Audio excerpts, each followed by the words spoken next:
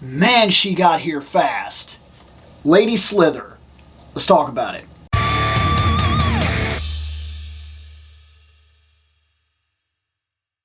What's up? It was only about 3 days ago or something like that I ordered her. I ordered Lady Slither and was very excited to do so. I just think she looks like an absolutely fantastic figure. I'm really looking forward to seeing how she turns out. And then I got a notice almost the next day, if not 2 days after that. It might have literally been the next day that they said, hey, sending it out or whatever. And I was like, that seems really fast. And then I came home and it was delivered this morning at like 9 a.m. And I was like, wow, that was fast. It just kind of floors me that it was that quick. But since she's here, I'm going to go ahead and do this video now, even though there are 2 videos that are due to come out. There's a Dragon Ball Z collection video that's coming out where I'm adding some figures to the Dragon Ball Z, and I also picked something up for Ghostbusters. But we'll go over those after this, because the second she showed up, I was like, she takes priority. She's just so freaking cool. And this box is shocking. Let's waste no more time. Let's start with the box and go from there. Alright, so let's talk about this for a second here, because I was not expecting this box to be anything close to this cool. I mean, I've seen it, but like, this is even better in person. In fact, I can't even necessarily fully explain this, and if you didn't pick this up, you might not be getting one. She sold out fast, guys, and I knew she would, and I barely got her, I think, because after I picked her up, I noticed literally right after I picked her up, it was on Twitter, people going, she's sold out, she's done, I didn't get one, and I was like, it's been 5 minutes. Like, it kind of blew my mind how quick she went. But this is all raised. Like, all these snakes and everything like that, this is raised up. So when I touch it, it's so cool. Like, I was not expecting this to be a raised graphic. That's really cool. Her name right down here is also raised, so it has a feel to the touch. The skin is not. The snake skin, that would have been absolutely next level. But yeah, you know what's cool about this? The snake is not raised, but it's a different kind of feeling material. Maybe it's some kind of print that sits on top, almost, I don't know, but it feels different. This is her backstory thing right here, and basically it says, and I actually believe it's basically the exact same thing that we read when we went over her video last time, when I said that here comes Lady Slither, basically. And it basically says that in her time, Lady Slither ruled the Snake Men as the Queen Empress. She wants to take and Nahos, I believe it's Nahos, or Nahas, I'm not sure, it could be one of those two, but her planet is a place called Nahas, or Nahos, and she wants to make that the center of the universe. And by the continuity that I've seen comic book-wise and everything, if we're putting this into any kind of DC continuity and allowing that to be anything close to normal, or whatever, and I realize that every continuity, I've even argued this myself, the toys have a different continuity as opposed to the show, as opposed to the comics, as opposed to the next comics, as opposed to the next show, and yada, yada, yada, yada, yada. But, if I'm not mistaken, Eternia is the center of the universe, and things that happen on Eternia will then dictate the flow of energy throughout the entire universe, which is why it's in a constant state of flux, fighting for good and evil, and sometimes it's dark place and evil wins, and sometimes it's a good place and good wins, and sometimes the planet is literally half and half in literal eternal battle. And it's also the reason it's such a weird place where all possible things are possible, because it's eternal imagination and so on and so forth. So if she was to do this, it would rewrite the fabric of the entire universe, and literally it would hurt the entirety of the universe at large if she accomplished this goal. It says that they a bunch of people banded together and got rid of her, and then after that, now she's made her return and they know exactly what her plan is. She wants to accomplish this goal to, I believe this is Nahos, but yeah, she wants to make that the center of the universe, and we don't want that to happen. Now, let's lift this, because this is a cover. Let's first lift this part here.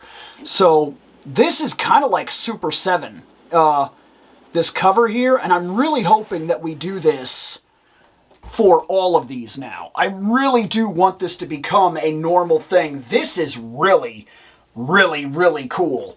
I don't know if I'm probably keeping this. I'm starting to run into box problems here, in all honesty, but I'm probably keeping it. So, I don't know this dude, but he looks really cool. This snake throne is awesome. I wish I could just have that. Like, that would have been awesome if she would have came with a snake throne. This snake throne is really cool. I really like this a lot.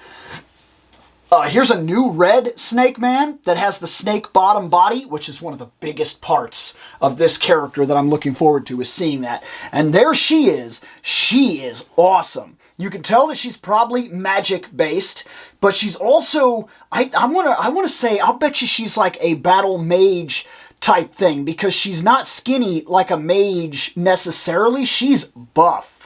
Like, she is absolutely built, and maybe it's snake genes or something like that. Maybe that's the way they are, but I don't know. But the detail in here really gives me the idea that she is an able-bodied fighter as much as she is a magic person. And I'm curious if this scepter is supposed to be lineage-wise the exact same scepter that is currently being used by the Eternian Goddess and or Tila, depending on whom has that staff in whatever continuity, whatever toy you happen to get.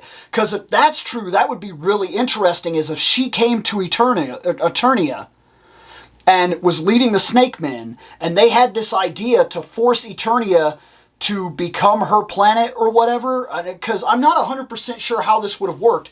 As far as I'm aware, she invaded Eternia, but her ultimate goal was to make her planet the center of the universe. And if that's true, then the only thing I can think is that almost like forcing a dimension, like Mortal Kombat, right? Where the dimensions would merge. Maybe that was her concept, is that she would merge her planet with this planet and then have the planet basically take this planet over or something. I don't know.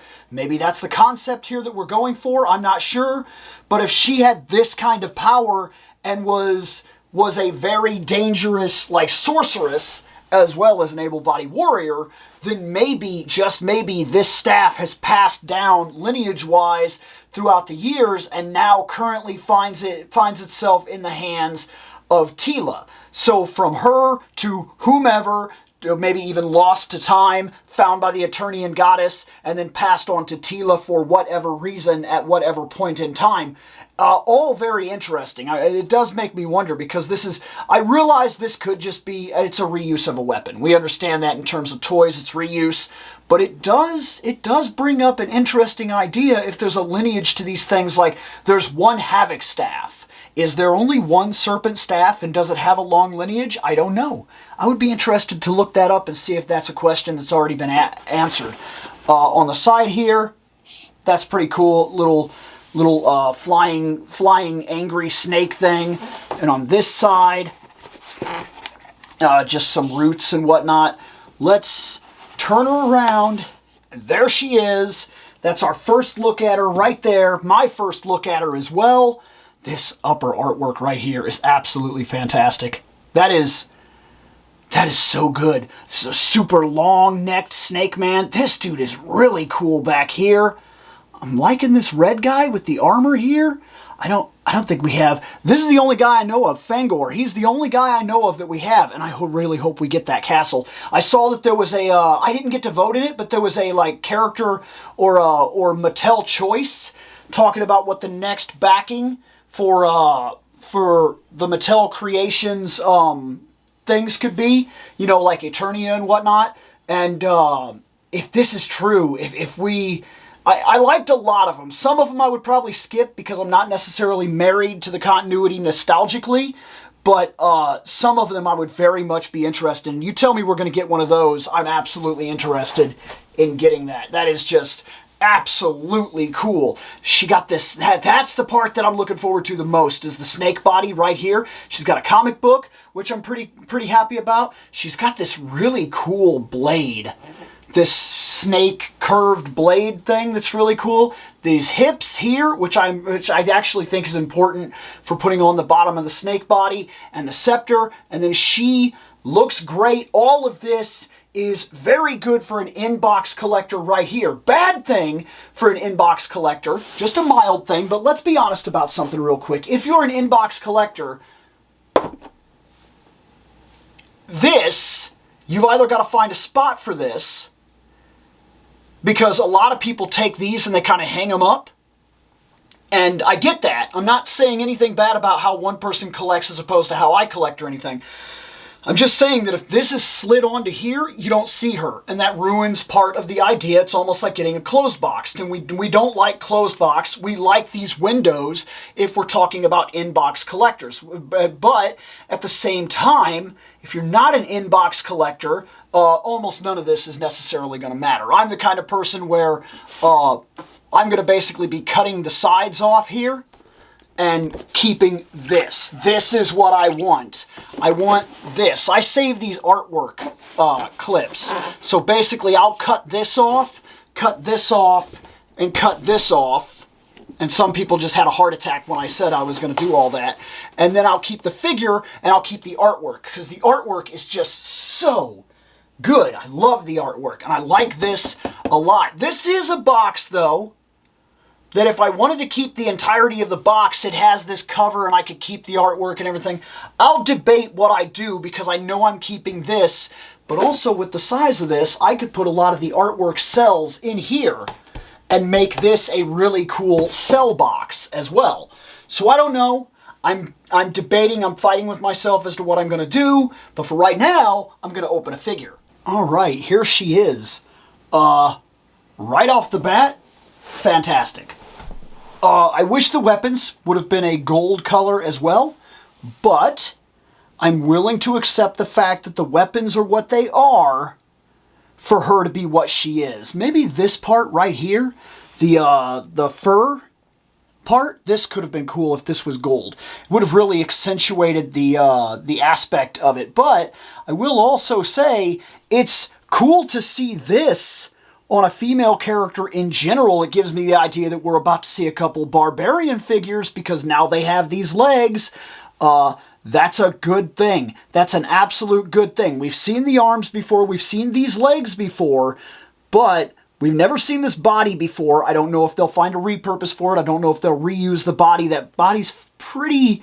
I mean, it's got ab work, which is nice, but it's got this armor. I don't know, because, okay, so, like, I'm not trying to, like, touch her stuff or whatever. You get the idea. But in order to explain it to you, see, this tooth is actually raised. It's not just painted on there. And this snake also is sculpted. It's not just painted on there. It's there. In fact, is there a color separation? That snake is red, if I'm not mistaken. And the armor is gold, which is a nice touch in general. That's not normal that they would go through that much trouble. The face is fantastic. Look at it. The face is really, really good. The only thing I can complain about is mine has a paint imperfection right here on this blade of her hair, where it got some gold on that part of her hair, but it's not enough for me to necessarily complain, and the rest of her is really solid, and the hair is really cool. It's just absolutely wild warrior hair, which you hope to see somewhat of a bit of a reuse in terms of maybe the hair or something like that. Even if the wildness of it is really good. I really like that. She's got this cape. It's the same kind of material that the Keldor figure came with. So, as well as Scare Glow, if I'm not mistaken. So it's a pretty decent cape for these kind of characters. And it's pretty easy. You would just pop the head off and then pop the cape on and whatever. And it's not really that big of a thing. She is really cool. But, right now, on a personal level, while I would have been happy with this, I know what I want to see. Two things I want to see, I guess, now that I'm really sitting here thinking about it. Two things that I would like to see. So let's see. two things, shall we? First off, just like any other one of these Origins figures, you just pop that there, that's done. That's exactly how you play with the play sets and whatnot as well. If this part, because I'm pretty sure if you do it without, it doesn't work. It's like, it looks awkward, she's not big enough for it. But if you add these hips right here, then that changes the kind of battle skirt she's wearing, and it really works to kind of go down into the snake body in general. And then we're going to work on trying to get her to... Oh, that was easier than I thought. I thought I was going to have to fight with it, but no. There's a decent enough amount of articulation here that I got her to stand the way I wanted her to without really having to fight with her. She is really cool. That is a crazy good effect. It moves down here, right here. It moves right here. And it moves right here at the bottom. And the bottom is nice and flat and solid so that you can actually get her to stand with very little effort, as you saw. I just got her to stand twice.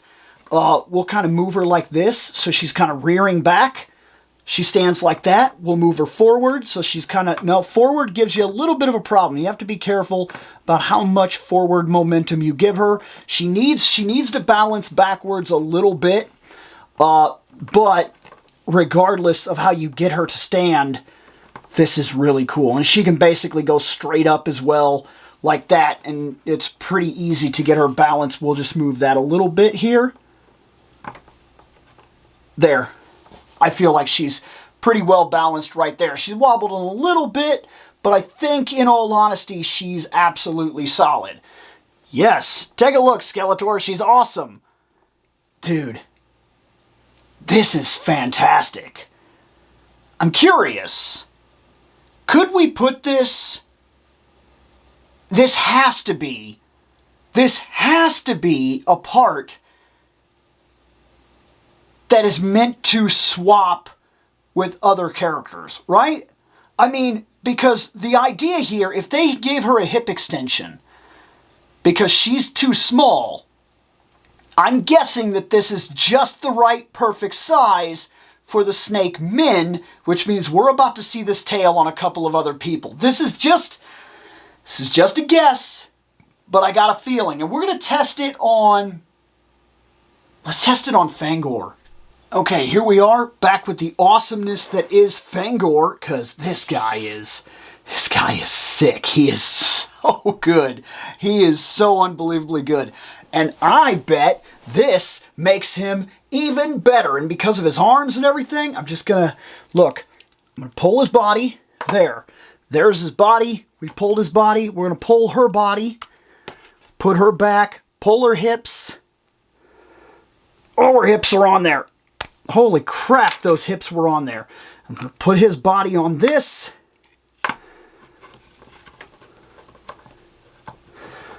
He's a little tougher to balance, so maybe there's a little bit of rework here. Oh, nope, that worked right there. Yeah, look at that. You can do this with any one of your Snake Men. If you were a person, unlike me, I buy one, that's the way I am, but if you were the kind of person that bought 3, and you ended up with 2 extra tails, you could modify a couple of your extra Snake Men right now and have different figures. Say you bought 2 Fangors and you got 2 of her, you could remove this armor, put that tail on, and have a Snake Man. Like, this works. This is really cool. And to me, it's flawless. It's flawless. It's really, really solid. It's really, really cool. I like him just as much like that as I do like this. That's unbelievable. That is such a cool part. I have a feeling we're about to see that part in a lot of figures. Like, a lot of figures. And because that is so easy, the setup for it, and you know my Empress is always going to have snake body. Like, almost 100% without a doubt, there's no way I'm displaying her without the snake body. The snake body, for me, it's it, man. That's the whole thing. I don't hate the legs at all, mind you, but like, the legs absolutely play second fiddle. Because we've got legs. We've already got legs, girl legs and whatnot. It didn't floor me to get a new set of girl legs. It floors me to get the snake body. This is awesome. So awesome. There's not a whole lot of girls, Masters of the Universe wise, toys, even Origins. And I think I might have all of them. I have Teela. I have both the Teelas that were released. I have She-Ra. I have both the Sorceresses that were released. And I have the 2 Evelyns that were released. And I have Lady Slither. And I think that's every girl. And she might be the coolest female in the line. Except for the fact that just because there is a little bearing of nostalgia, we'll say, my favorite female in the line currently right now still is the Teela that we got with Zoar. Why? Because the pale skin, the overall look, the ponytail, I like that Teela. That is Teela being one of my all-time favorite characters ever. I think she's absolutely fantastic, and she really stands out for Masters, especially after reading the comic books and whatnot. I already did a top 10 characters, or I think it was top 5 characters of Masters of the Universe as where I sit right now. Teela's at the top of my list, absolutely, and I give real reasons as to why that is. If you really want to know, if you really want to debate, if you really want to understand where my thought pattern is, you can go check that out. But yeah, this is fantastic, absolutely. Guys, so good. So yeah, Lady Slither, absolutely awesome. I am curious, now that I mentioned that though, how I currently rate the females released in Origins. Like where I rate them in terms of what my favorite figures are. Teela may be my favorite character right now. In terms of all the girls in Masters of the Universe, that's easy. It's Teela right now. But that might be the coolest girl toy, female warrior toy that we've gotten in the line so far. She is fantastic. And you could do with the cape, you could do without the cape. You want her to be more warrior base, you could easily do that. Just swap some weapons with her, give her this and give her a shield, and she'll look right at home as some sort of Amazon warrior. Like, that snake body is absolutely fantastic. This is amazing. This character right here is amazing. This is what the line needs to do. I constantly hear the rumors that the line is going to end. I constantly hear the rumors that we're nearing the end of it, that they have to get done with the legacy things. They have to put out the legacy characters because the line can't have that much smoke left in it. On a personal note, I understand that this line is a type of re-release remake of what you grew up with for a lot of collectors. So I understand why some people desperately want the toys of their childhood in this line and want it before it shuts down. But on a personal note, Masters of the Universe has the potential to be one of the largest, most expansive, detailed, and amazing worlds ever created in all of fantasy. Ever. And I mean ever. And the only way we expand it is by expanding. We need releases of characters like this, ideas that push it forward and show that there's a great, powerful, deep mythology through all of Masters of the Universe that we need to explore. And in order to do that, at some point, we have to step away from where it started. Here's He-Man. Here's Skeletor. Awesome. They are iconic for a reason. They are some of the greatest creations and toys ever released in the history of all toys and ever created in the history of fantasy barbarians. Easily. They sit right up there with the likes of Conan the Barbarian. They do. But you have to allow that material to expand, because it could be so much more than it is if we will allow it to do so. And I think that Origins and Masterverse have the chances.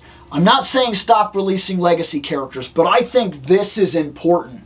Getting things like Frogmonger, Fangor, her, Lady Slither, these are amazing, amazing expansions to the mythology and really cool figures in general. And I feel like this is the way to go with the line more than anything else.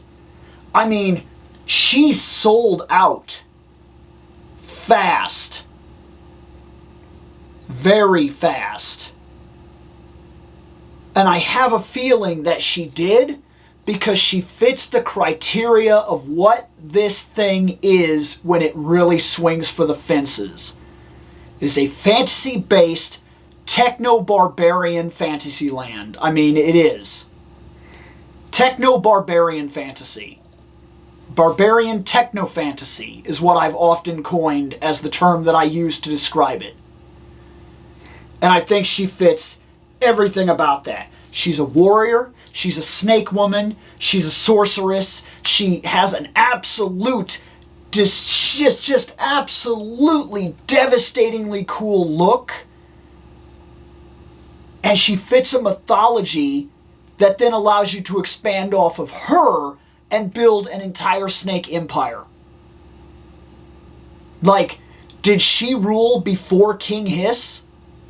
Did King Hiss somehow get rid of her in order to take the Snake Men? Is there an internal battle between her and Hiss?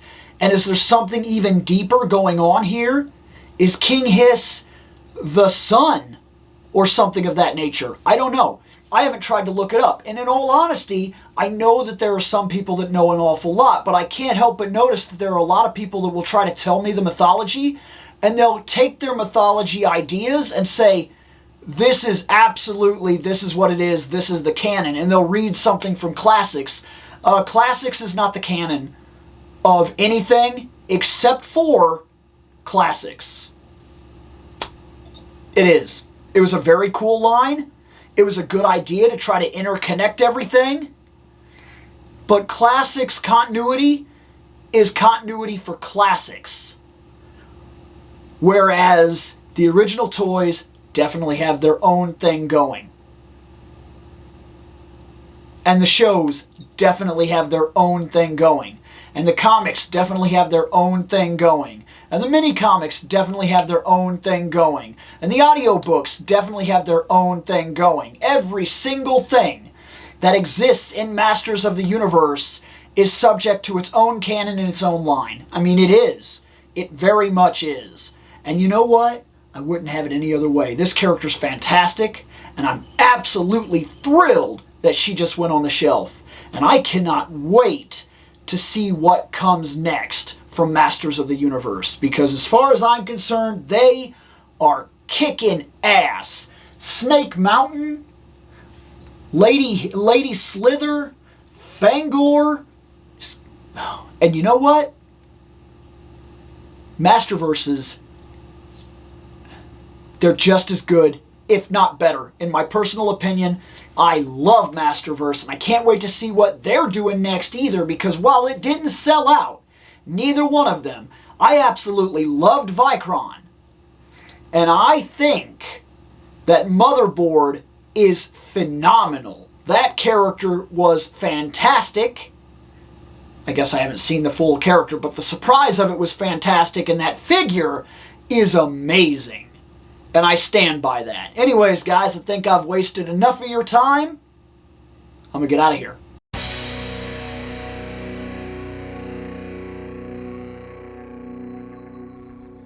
I have spoken. Take what you will from it.